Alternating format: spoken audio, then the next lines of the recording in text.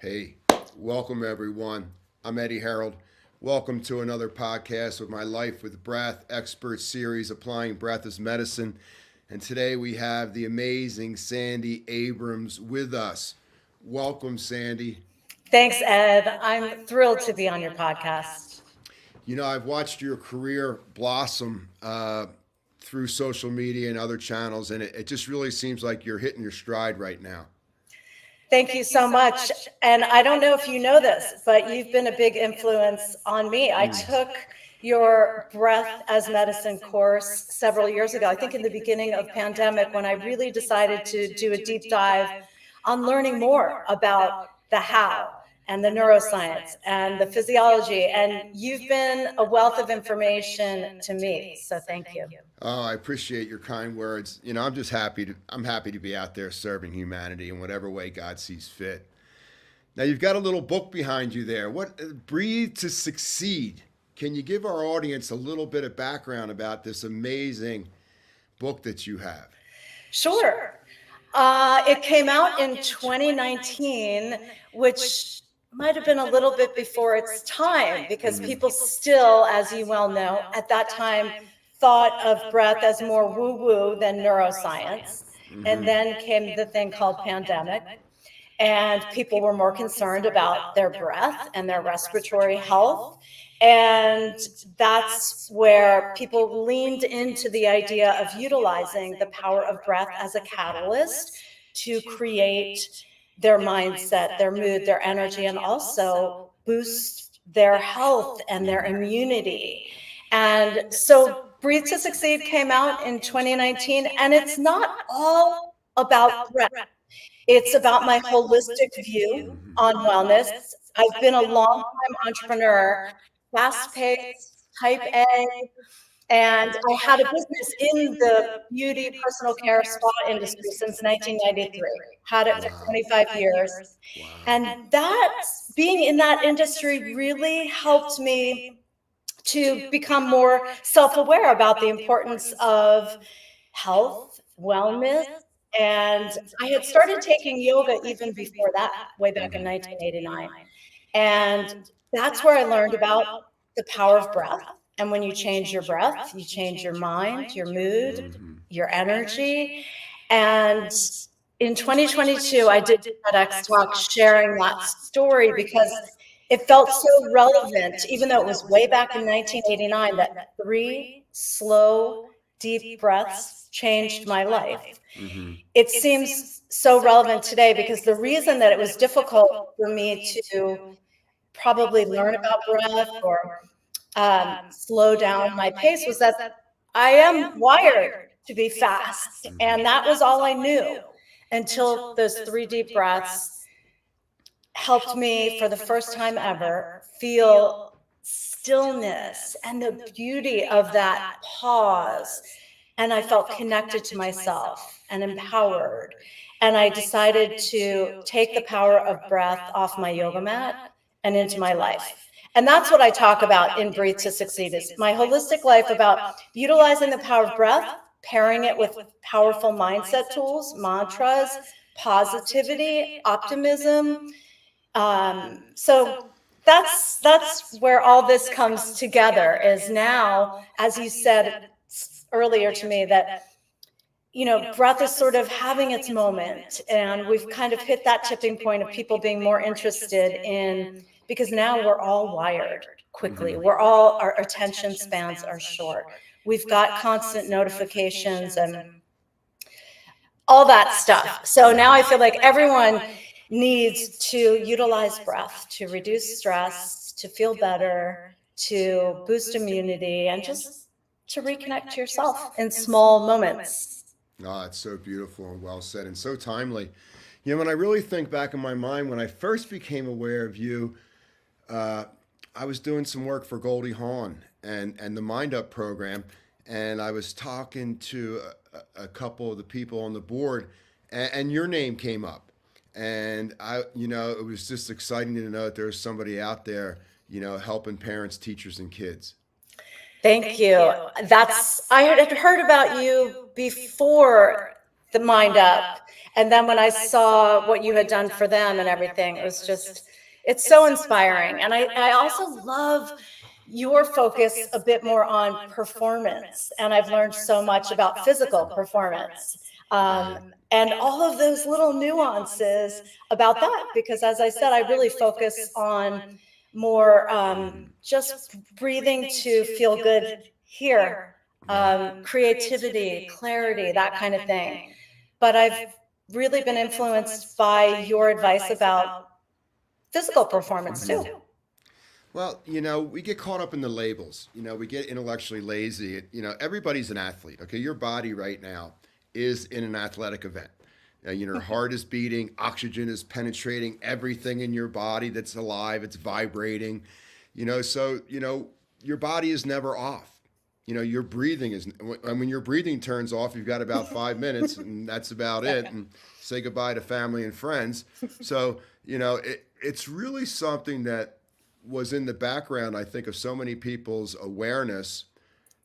And now it's come to the foreground that this probably could be the most important thing in regard to longevity, staying younger longer, being able to move, sustainable relationships.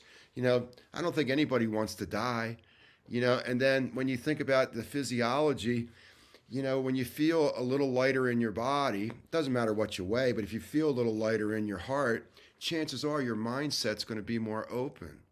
Mm-hmm. And life is so much better when you feel good. It's like that Marie Kondo phenomenon from 10 years ago. Remember that book where she talked about decluttering your external environment? And I agree, it feels so good to have a clean countertop and a clean desk, clean car, whatever it might be. But I'm more about clearing out your internal environment. This is where we really live. Mm-hmm. And we've built up such clutter. Mm-hmm. And I feel like because it's invisible, you can't see what's going on in my head right now or my body. So it's, as long as I look presentable on the outside, we feel like, okay, everything's okay. But now I think what breath, the conversation about breath is also helping to do is to destigmatize the conversation around mental health. Because I think that breath work, whether you want to calm, balance, or boost the nervous system, it helps to understand the nervous system. And that's where it can then help with mental health. Because I feel like a lot of people think that it's external. What we see or what we hear, let's let that determine how we feel. And it's the opposite. And that's what I think you and I both are on this mission to help people understand that it begins within. And breath is free and it's accessible to everyone. And so it really has leveled the playing field when it comes to wellness. It doesn't cost a thing. You don't need an app. All you need is to get to know your breath. Play around. Try making your breaths longer, slower, lighter. Try humming on the exhales. Try making your exhales twice as long as your inhales. Learn how to influence your nervous system in the moment. And don't wait for a crisis to be like, oh, wait, which breath do I use to calm down? Right. Just breathe in those calming protocols or practices, 60 seconds here, 90 seconds there. And then you begin to balance your nervous system so that when you do have an event, when you're in a meeting and someone says something, or you're on a turbulent flight, or your child feels like they're in a situation that you can't help with, you feel helpless, you just start to use breath to reconnect to yourself and shift your mindset. There's that great Einstein quote that's something like, you can't find the solution to your problems in the same energy that created them. And so breath just continues to save me from myself every single day because of that reconnection to myself, that pause to respond mindfully versus reacting impulsively. What a difference it makes in your relationship with yourself and with others. Well, I can see why people love you because there's so much depth to the simplicity of your communication. Like if you're a little bit open, it's clear to understand what you're saying, and I think that's kind of an art form that's lost these days. Thank you. There's so much mirroring there between. I love the cluttering, and how you live in your external environment is going to be a direct reflection of how you live in your internal environment. It just seems natural to you, so you manifest it outside of you, and clutter can hold us back. It can keep us closed off. We can get too comfortable in the clutter. When we think about aging's like the rapid pursuit of comfort. And that's just not going to work with a human soul and a human heart. So true. And stress, if you look at the data today about the record level of stress that we all live in today, I think that that's really sort of been my mission in that lane, is to help people manage stress, because you can't build health while you're in a state of chronic stress. Right. And that's what's so important. And thoughts are our biggest source of stress. And just what you mentioned about feeling clutter and feeling held back, often what limits us is our inner dialogue. And that's where breath is amazing, because you can feel like you can clear out. It's never too late to change your inner dialogue. And breath is energy. Mm-hmm. And with energy, you can release, and you can change your thoughts, and you can change your mindset. And that's what it's all about now, taking agency of your nervous system. And I think that all the work you do with kids and all of that too, I think it's really important for children to learn early that they have this agency to change their breath and to take that brain break, or to, take agency over how they feel. And I love that quote from Iyengar, that the mind is the king of the senses, but the breath is the king of the mind. Yeah, that's such a great awareness. When you look at the yoga model and, the mind, the meditations and the movement, kind of the yoga, the Tai Chi. But when you really look at it closer, it's all driven by the breath. Mm-hmm. So that's the driver of the mind and the body. It's the master key. And it's so great to see it start to get a little more play out there. You'll see it more in doctors' offices now. You'll see it, more in a corporate setting. Like, hey, let's take a breath. Let's not get worked up here right now. Let's figure it out. You'll see it, so much more in athletics and fitness, where people are beginning to notice that, hyperventilation is hyperventilation. That you're signaling to your brain and your body that you're not safe. Mm-hmm. And the brain doesn't know the difference. So when it sees hyperventilation, all the bells and alarms go off. It thinks you're going to be eaten by a lion. It doesn't know you're on the treadmill. Mm-hmm. You know what I mean? So it's an interesting time to see humanity in this little switch where these little antennas are going up, and we're really questioning a lot of old platforms that we just took for granted that were true, and we were going to be a good citizen and just, follow the cattle down the corral. Yeah, I think that, speaking of humanity, it's a daily battle for so many of us to balance humanity with technology. And while I love technology, look, we're having this wonderful conversation online, and there's so many amazing innovations in wellness and technology, but it requires management and balance, because we're not meant to be, living at the speed of Wi-Fi. We're not meant to be connected to digital in the middle of the night.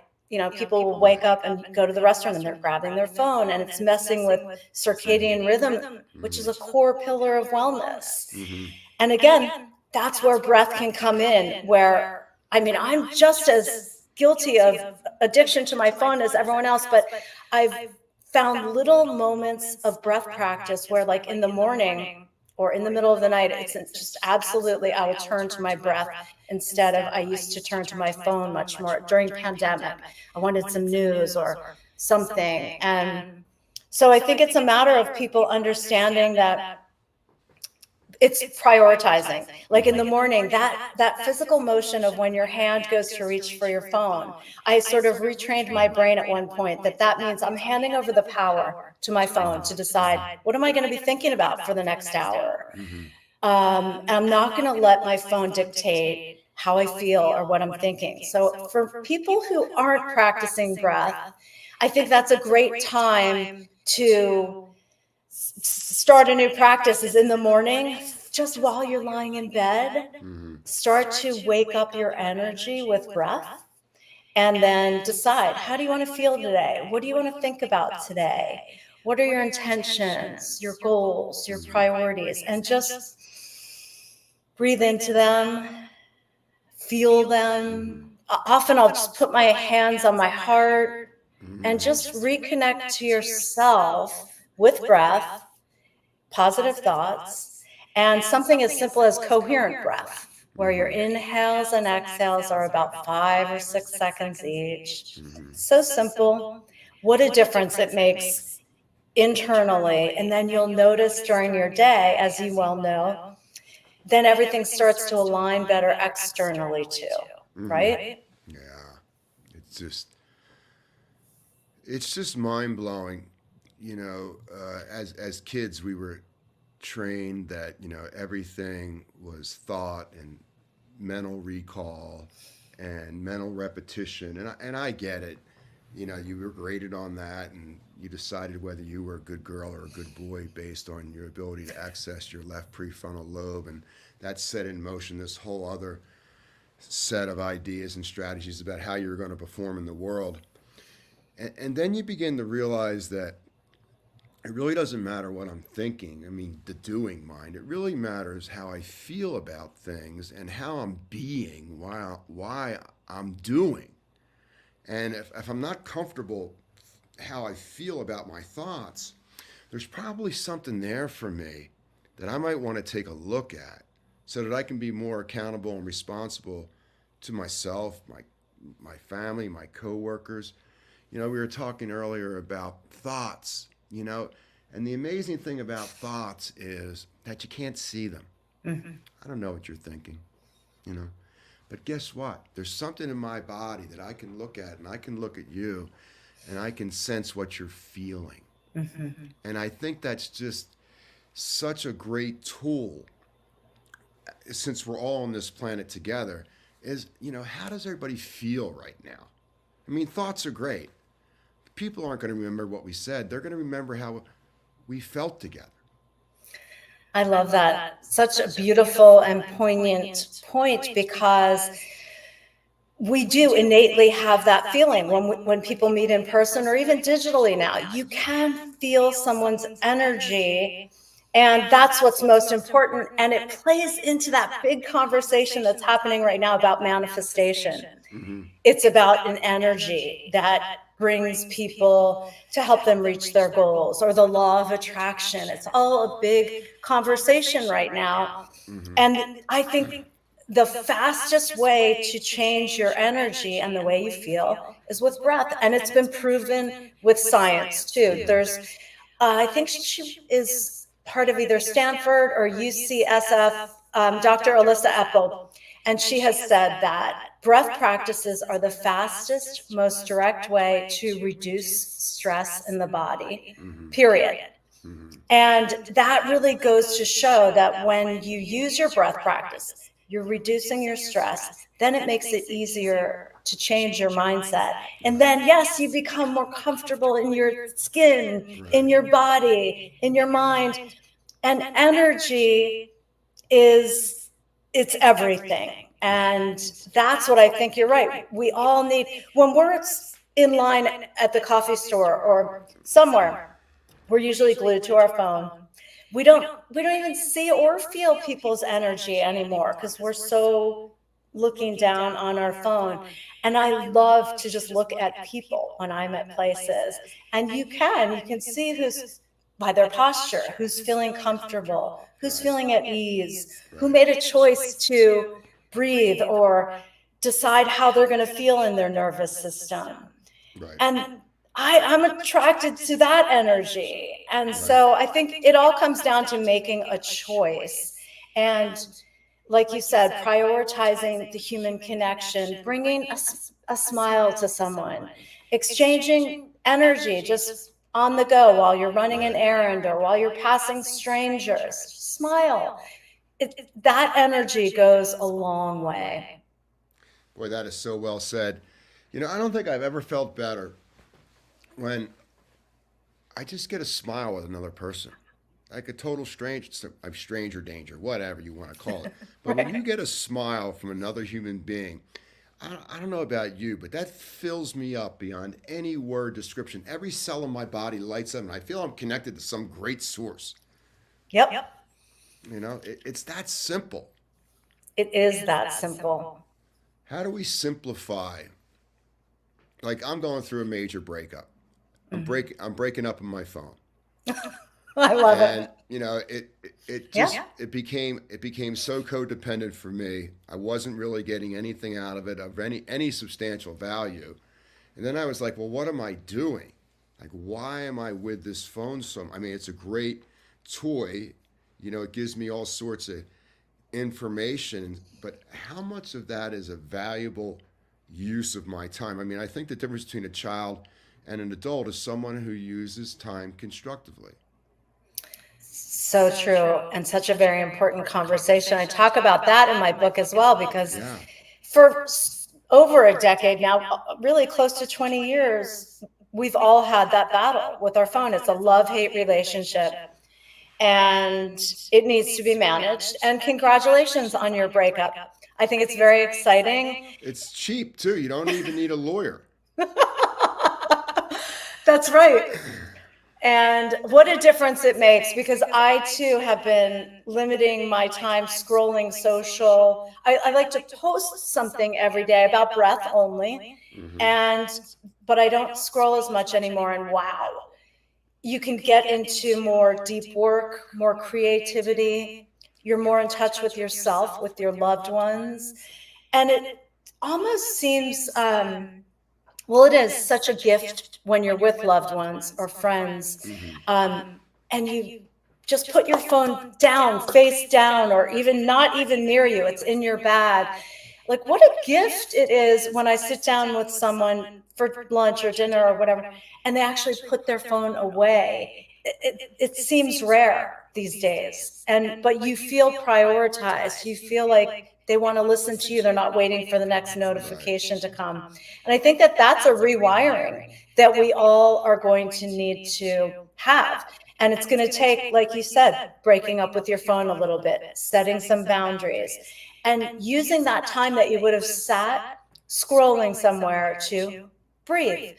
Go outside in nature, look at people, smile at somebody, look at whatever nature surrounds you. Hmm. Nature is such a mood booster, and it gets you in, as you know, that default mode network. You get some headspace, you get more creative thoughts. You can calm the nervous system just by being outside and breathing. And that active walking actually signals your brain that you're making progress, you're moving forward.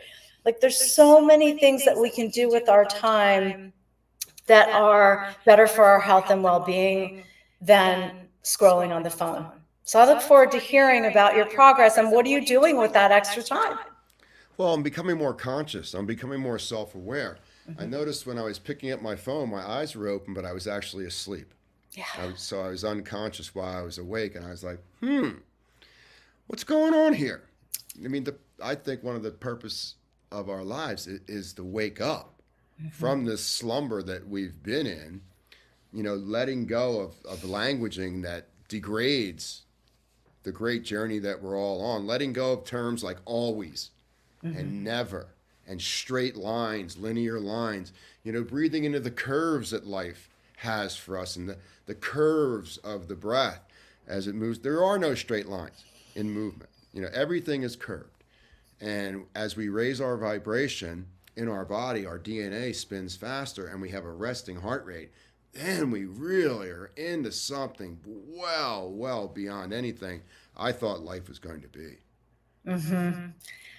I love that. There's a great book out that's new by Ellen Langer. She's a PhD. I don't know if you've heard of it, called The Mindful Body. Ah, yes. So good. She's been known as the mother of mindfulness since like the 1970s. She's a tenured professor at Harvard, still teaching there.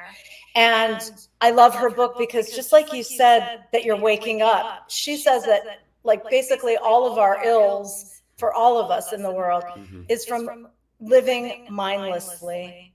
We're just not even mentally present in our lives anymore. And she does say that psychology is going to be one of the biggest components, if not the biggest component, of our wellness moving forward, which I do believe in, again, because thoughts are the biggest form of stress. And again, this is where we turn to breath. With breath, you can change your thoughts. But she has some really amazing case studies in that book that are fascinating. And even she did them 40 years ago, some of them. But it's about belief and how important it is for healing and illness, even when you believe that you are healing versus you are not healing. Yeah. Makes a huge, tremendous difference in your healing journey. And your perspective on everything, from the way that you work, to the way that you live, the way that you engage with people, it all comes from being mindful. And I feel like that self-awareness about your level of stress, how you're feeling, your thoughts, it's a practice that needs to be built. And that's where breath again comes in those small moments, because when you're breathing, you're more aware of how you're feeling. And most people just breathe in that shallow, rapid chest breath, which causes low-grade chronic stress. And so when you change your breath, you're becoming present, and then you realize, oh gosh, my jaw is clenching, my shoulders are up to my ears, and you start to adjust. And the more that you make those little micro adjustments during the day, and I believe they start with breath, then you get more into understanding your nervous system. And what I found is that people don't really understand that everything that we experience in life is through our nervous system. So if we're thinking to ourselves, this is going to be terrible, this is going to be so scary, this is awful, of course, whatever you're walking into, it's going to be terrible. And again, that comes back to the energy that you mentioned, because you're bringing in that fear, and then everyone else around you feels it. And it's like misery breeds company. Or you can choose to go into something that might be scary with the mindset and the energy of, let's see, I'm open-minded, I'm going to bring my best to it and see what happens. And you can visualize something positive happening. You can breathe to create a more relaxed energy. And guess what? The situation always turns out better when you go in with a mindset and energy that's calm, yet positive, open-minded, curious. It's like, I just would challenge people to change your thoughts like that before you go into your next difficult situation. Or like for me, I don't like flying when it gets even the least little bit bumpy. And I used to always say to myself when it got turbulent, oh my God, oh my God, oh my God, it's like the end. And then I tapped into my breath, do my calming breath. And I also learned, sort of like I've learned now, about the physiology of breath. You learn more about, it's rarely going to be terrible during turbulence. It's not going to be the end of the plane. It can withstand a lot of force. And then you just say, it's okay, it's okay, I'm going to be all right. And guess what? It's just better to have an empowering mindset and feel better in your nervous system, because it really is a choice. And some people don't like that when they realize, oh, I have control. That's up to me to decide. Should I be fearful about something, or should I walk into something scary just thinking, it's whatever this is, I'm going to grow from it, I'm going to learn, and I'm going to do my best. Well, the choice is yours. Right? However you want to show up in the moment, you're free to show up. And that's one of the great parts about life. I think one of the great awakenings we have right now is we're discovering that we have a lot more power than we thought in regard to creator. And everything is mindset. I mean, you die when you want to die. You're going to live as long as you want to live. And your thoughts, actions, behaviors, and habits are going to dictate pretty much what's going on in your mind and body. And, you know, anytime there's a shift in an old paradigm that we were used to, there's fear. There's insecurity. We're all going to die. The plane's going to go down. And this is just a natural progression that humans have gone through as we have become more aware of who we really are, which is pretty neat. Yes, that is neat. And with longevity being such an interesting conversation now, that yes, we're going to live longer, we want to make sure that we're living well longer. And again, comes back to breath being such an important resource for people, because when we optimize our respiratory system, and you could probably speak to this more technically than me, but it's all of our other vital organs and systems work better too. Cognition's clearer, metabolism, digestion, everything works better. You sleep better. And so I think as we live longer, and especially with humanity and technology and our constant sort of balance every day, that's where people need to just start practicing breath in small moments and learn to just become more aware of, like, wow, I set my alarm 3 times today, and I was breathing mindfully for 90 seconds each time. And then notice, wow, I'm feeling much better by the end of the day. And you never have to, do long form meditation if you're not wired for that right now. It took me like over 25 years before I could really ease into longer form meditation.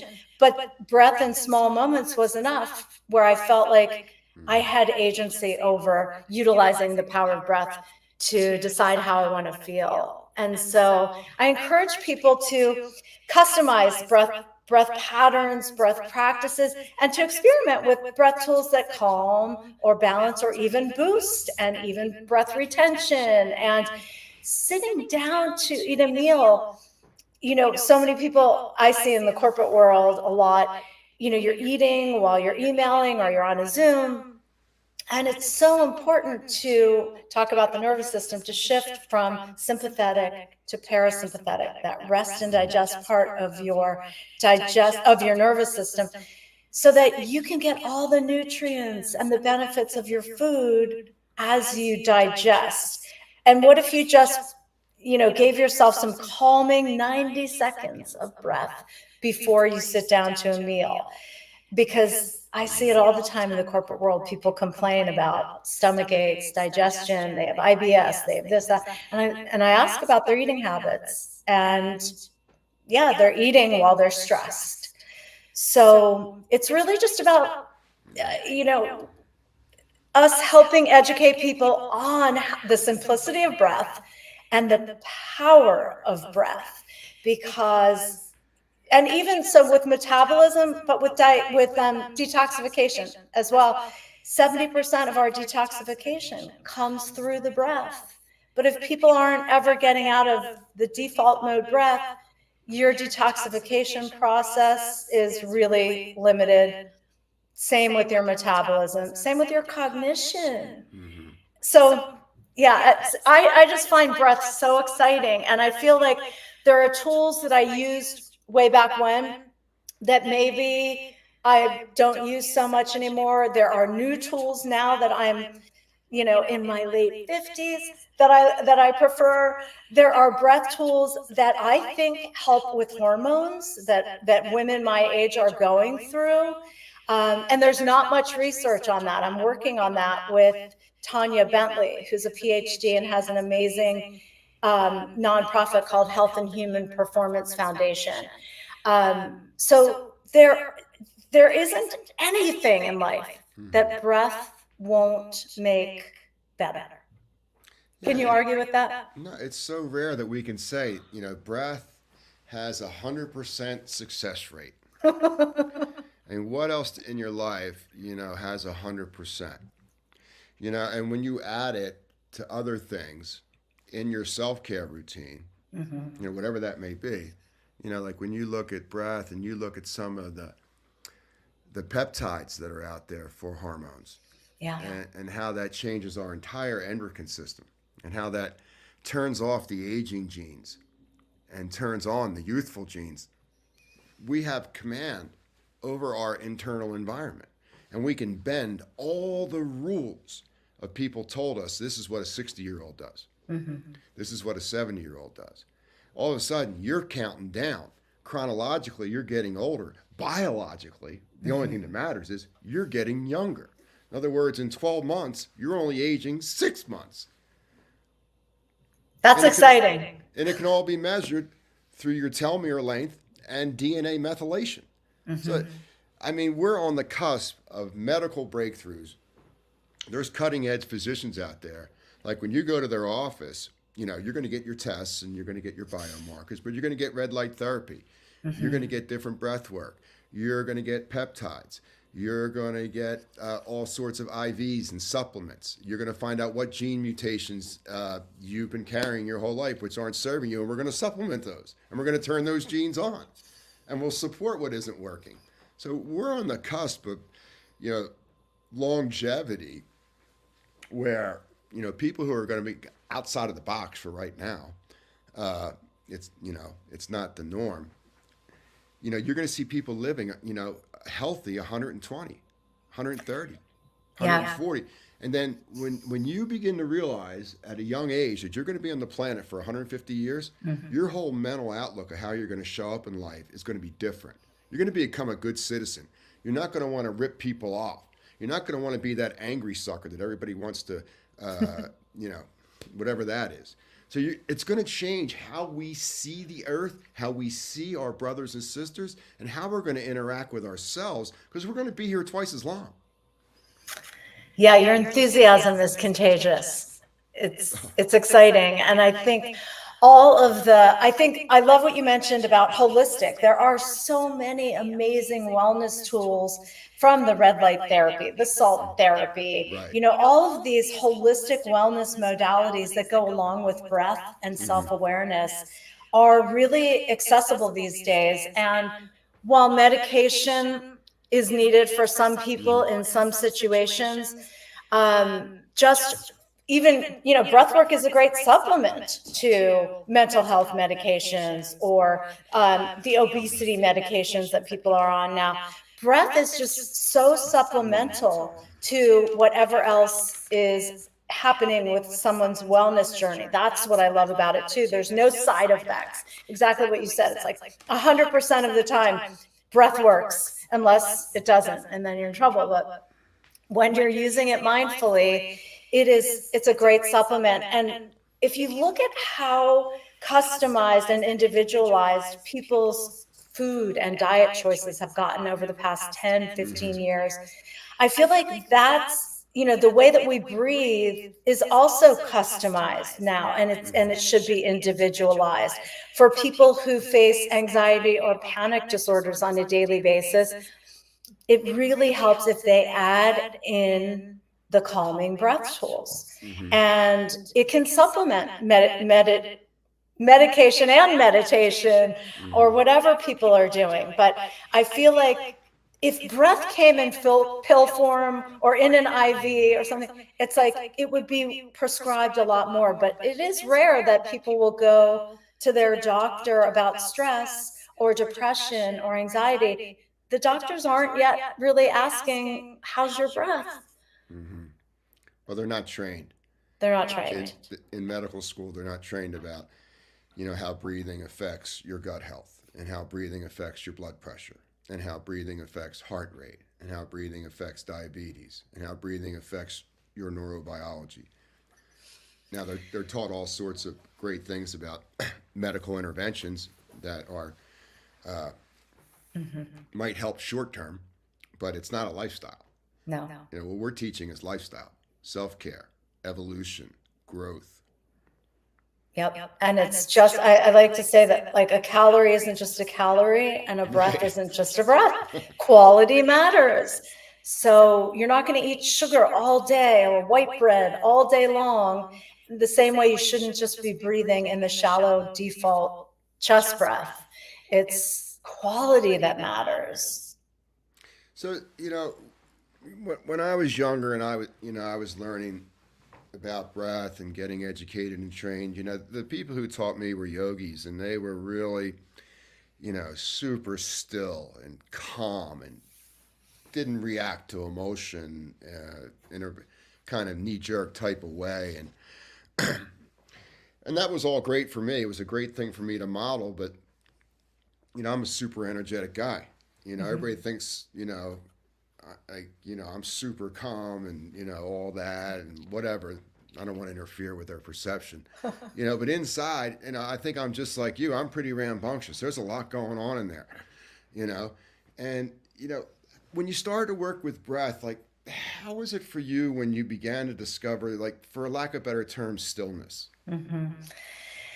It was so liberating and empowering. And I like the word inspiring because the medical term for an inhalation is inspiration. Yeah.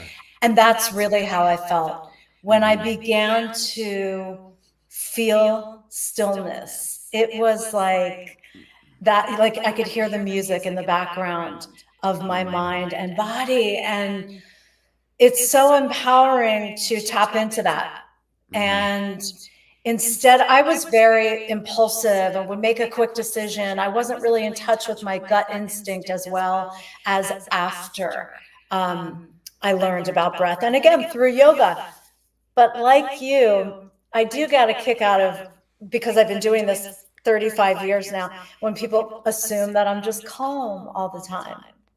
I know my two sons would say like, oh, she's not.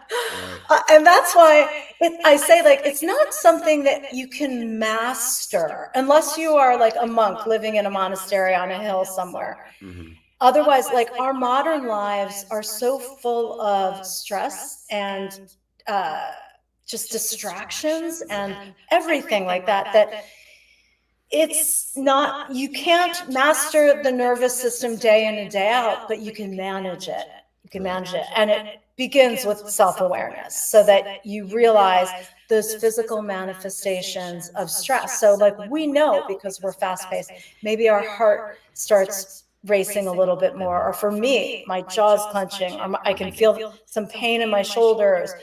And so I'll just change the way I'm breathing, and I'll also shake out my hands. And I love yoga movement or just physical movement and getting outside, taking a walk. You don't need, you know, to wait for the gym session or the yoga class. Go walk around the block and do a phone call or a meeting while you're walking. People are often surprised. Sometimes I'll take a Zoom meeting while I'm walking on the beach, and I feel like I can because I'm in wellness. But I'm also always advocating for people. You can do it too. Go take a walk while you're on the Zoom, and also utilize breath while you're cooking dinner, while you're doing laundry, while you're walking to your car, while you're in your car, while you're emailing, while you're scrolling. If you're going to scroll, breathe. You know, you never have to wait for an app or a gym class or the yoga class. You just start to breathe in ways that feel more nourishing, where you do connect with that feeling of stillness. And then what happens is your body begins to crave that feeling more often than not. And then you no longer need to set your phone, or it just becomes second nature, where you realize when you're physically manifesting the stress and you can release it. You decide to release it. You decide to declutter, decide to make more headspace. You decide to get into rest and digest mode. You decide to unwind in the evening and be kind to yourself and let your nervous system relax before you go to sleep. Like, what a difference these little moments of pause, these little moments of breath, these little moments of stillness make during the day. It's science. It feels like magic, but it's science, as you know. Yeah, and it's so important to have that in your toolbox because there's kind of like a cosmic joke that we're all involved in this thing called sleep. In other words, you can be having a great day and then you go to sleep and there's no guarantees when you turn on again the next day that there's going to be a carryover into the next day.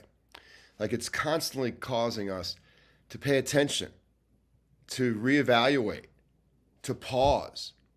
And when you think about the 2 pauses we get every breath, after the inhale and after the exhale, comes for free. And in that pausing, there can be great revelation because it's really hard to sustain pleasure or whatever that rhythm is all the time, which is kind of a bummer. But on the other hand, you're not going to have a bad day all the time.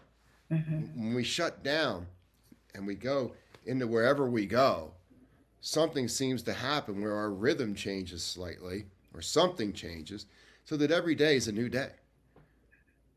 Yeah, that's exciting. And I love that saying. I forget who said it, but a great day starts the night before. And that's where I believe in a sleep routine that is really nourishing, because sleep is, I think, the key pillar, one of the top key pillars for wellness. I mean, everything sort of just doesn't align in the morning if you haven't gotten a good night's sleep. And that's where 3 minutes of relaxing breath can make such a difference, not only in that night of sleep, but the entire next day.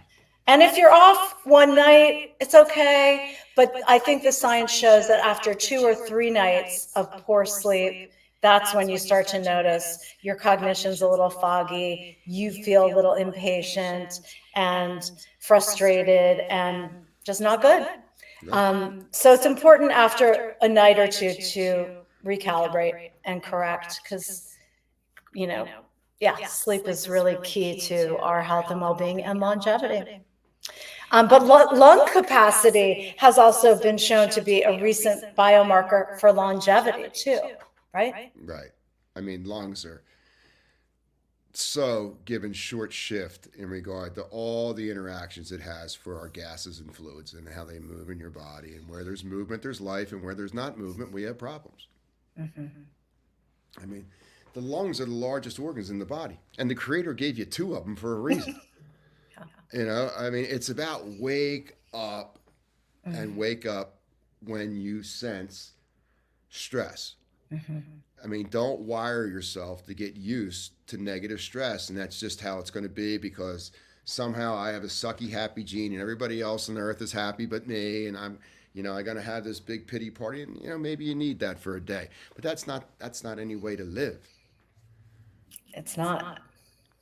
And breath is our life force, and it's energy, and it's just always accessible 365 days a year, 24/7. And I just hope that people will listen to our conversation and just get curious. Like, what if I just took a minute here and a minute there, change my breath, change my mood, my mindset, my energy, use my lungs more, use my diaphragm more. It feels good. It never doesn't feel good when you're mindful about your breath. And just think about that, just in the most simplistic terms, like you're 10 years old. So on the inhale, you've got this diaphragm moving down initially, which gets you into your body, into how you feel, and then you have the rib cage expand. So you feel and expand 20,000 times today. Feel and expand. It's happening. You can't stop it from happening. The idea is to make it happen more efficiently. Yeah, and I love that you mentioned the 20,000. A lot of people don't realize that they do take around 20,000 breaths a day, and that's a lot of opportunities to be more mindful. Right. at least for like 10,000 of them. Well, only my ego tells me, like, if I do something for 60 seconds or 90 seconds, it's not going to have any value because I have to do something for a half hour for it to have any benefit. It's like, who says this? Right. And just, I encourage people to try it. Even 5 seconds with that physiological sigh that recently has been proven to be the fastest way Yeah. to calm your nervous system. That's, I think that's 3 seconds. Right. And you've influenced your nervous system.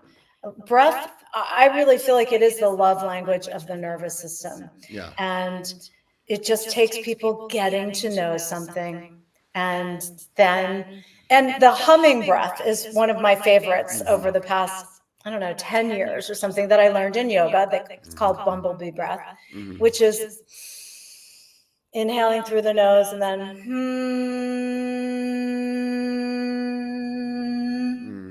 yeah, humming and getting all that going in your head, like you're shaking your head. I love that.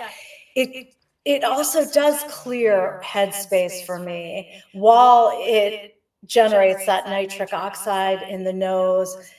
Your blood vessels open up, things get moving. And it's a relaxation breath, but at the same time, it does make you feel a little bit of that energizing buzz internally. So many simple breaths like that just, wow, that humming breath I can turn on a dime with that. Yeah, it's funny because it's got a huge amplification of the vagus nerve and self-regulation and feel good. And that vibration instantaneously creates longevity to the cells that we do have active right now. So you've just stalled aging in a 15-second moment like that. Yeah, it is sort of the fountain of youth. And the vagus nerve, like I had never heard of that until a few years ago. It's only like the most important nerve in our body for managing stress and being calm and relaxed. How come we never, the only vagus most of us know about is Sin City. Right. That cuts down longevity. Yes, definitely. There's not a lot of God in Vegas, I'll tell you that. So, let's talk about breath and perception and how breath helps us internally prepare to interact with the environment, like how we self-perceive moments of our day. What a great question. I love to talk about that. Astro Teller, who I think ran Google's X division, the Moonshot division, he has said that shifting perspective unlocks more than intelligence will. And I believe that our perspective, our thoughts, our intention, our mindset are everything when we go into any situation. So when you say, like, how does breath create perception? Easily and in small moments by being intentional as you walk into any situation and as a transition. I think breath is super powerful if you're mindful about, oh, I'm going from work mode. I've been emailing for 2 hours and now I'm going to have lunch with my husband. How about I pause for 60 or 90 seconds, calm my nervous system, change my perception or my perspective, my intention. And then when I sit down to lunch with my husband, like, hey, I'm all yours. My headspace is clear. I'm looking at you. I want to connect with you, engage with you. And that's where it's so important, just that you are mindful of your perception and your intentions. And I think it was Oprah that decades ago had said, I never even pick up the phone for a call without knowing what my intention for that call is. And that really resonated with me from my old days of exhibiting at a trade show even. It's like I would be everything's so fast paced and there's people and you want to just juggle everyone. And then one day, I think it was when I had heard that and I realized I want to be more intentional with the conversations I have with everyone. And then not only are you more productive, but you're learning about what other people need, or are doing. And so perception and perspective are everything. It's when, like Ellen Langer talks about, when you just go into situations all through the day, whether it's a phone call or an email or a face-to-face interaction, if you're not intentional about it, Right. you won't remember it. And there's nothing worse, I feel like, than even going to an event or something, or going to a conference or a webinar, and then leaving going like, wait, what happened there? Because you weren't paying attention. It's so interesting. I was just thinking about this the other day. I was thinking about calling somebody on the phone to tell them something, and this voice said in my head said, you don't call people to talk to them. You call people to listen to them. And I was like, wow, thank you so much for that awareness, because it's all about co-creation. It's really not what I'm saying, it's what I'm listening, what my perception is of the value of what I'm doing in this moment. It's not about me, it's about we. I love that. When I see a lot of the stuff that you post and things like that, like you remind me of like the people's champ. Like you're right there on the front line and you communicate in a way that everybody can relate to. It's so real, it's so authentic, and it's just really simple to bring in that knowledge and wisdom. It's great. Thank you. I really appreciate that. It means so much coming from you. And the truth is, my message is simple, and it just is authentic and from my own experience of how powerful breath and mindfulness is, because I really didn't feel it for 20 some odd years of my life. Yeah, well, I think we're beginning to see that preparation is the key to success. And when you can prepare yourself for the moment by taking a conscious breath, whatever that means to you, breathe slower, breathe faster, whatever just change your breathing, your higher brain lights up, and then be prepared for amazing things to happen. I think we'll find more health, happiness, and we'll all get along a lot better as we move through the little bridge that we're building right now in consciousness. Absolutely. Thank you for the beautiful work that you do. And thank you for teaching me so much about the how and the why and the science behind breath, because it is really fascinating to understand that part of it. And I never really understood the how. It didn't matter. I just knew the power of changing my breath could make me feel better, breathe better, feel better. Well, I think we all want to have better relationships, and I think that begins with ourselves. And I think the breath allows us to get to know ourselves better. And as we go deeper inside ourselves, it's very rare that we find anyone who doesn't like what they find. So, just keep using the breath. The breath knows you so well, and it wants to help. It's not here to defame you or hurt you or put you down. It's here to help you without any egoic attachment. It just wants to see you happy, healthy, in all of your relationships and all of your feelings and thoughts. And I just think it's a wonderful tool, and I'm so glad that I'm on the same team with you. Yes, it's a human superpower, and I hope people will begin to use it. And it is next level healing and nourishing. And think of it as self-care for yourself. Just Right. like you would go to the spa, or like you're brushing your teeth every day or eating healthy every day. Use breath as a tool in your lifestyle and watch the magic. Thank you, Ed. Every time you can control your breath, you're exercising. True. It's an exercise. Mind, body, spirit, soul. It's all great. How can people get a hold of you and work with you? My website is theCEOM.com, which is that play on yoga, where it's like a CEO of your mind and body. You want to take charge, but mindfully. So theCEOM.com, and I do a lot of corporate workshops and retreats. I've recently started doing some one-on-one breath work, and I'm frequently at Canyon Ranch Resorts doing my breath workshops there as well. But yeah, and I'm on Instagram at Sandy Abrams. I do try to share a daily breath snippet at some point during the day. Well, thank you so much for your service to humanity. It's really heartfelt, it's beautiful, it's authentic, and everything we need right now. So thanks so much for joining us. Thank you, Ed. Have a beautiful day. You too. Bye bye.